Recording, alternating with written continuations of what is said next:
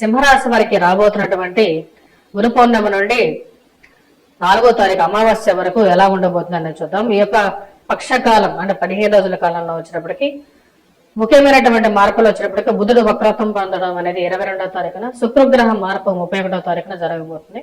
రవి శుక్రుడు కలిసి వ్యయ స్థానాల్లో, అదేవిధంగా జన్మరాశిలో బుధుడు, ధనస్థానాల్లో వచ్చినప్పటికీ కేతువు, అష్టమంలో రాహుగ్రహ సంచారం, సప్తమంలో శని వక్రత్వం పొందబోతున్నాడు. అదేవిధంగా ఈ రాశి వారికి వచ్చేటప్పటికి గురువు వచ్చేటప్పటికి రాజస్థానంలో కుజుడితో కలగబోతున్నాడు. ఎటువంటి గ్రహస్థితి రాశి వారికి ఎటువంటి ఫలితాన్ని ఇస్తుంది అనేది చూద్దాం. ముఖ్యంగా వచ్చేటప్పటికి రాశి వారికి విద్యార్థులు వచ్చేటప్పటికి గురువు యొక్క అనుకూలత అనేది కొంచెం తక్కువగా ఉన్నందువల్ల కొద్దిగా కష్టపడి చదవాలి. కాకపోతే వీరికి కొంచెం అనుకూలమైనటువంటి ఫలితాలు ఈ యొక్క వారంలో 22వ తారీఖు నుంచి రాబోతున్నాయి.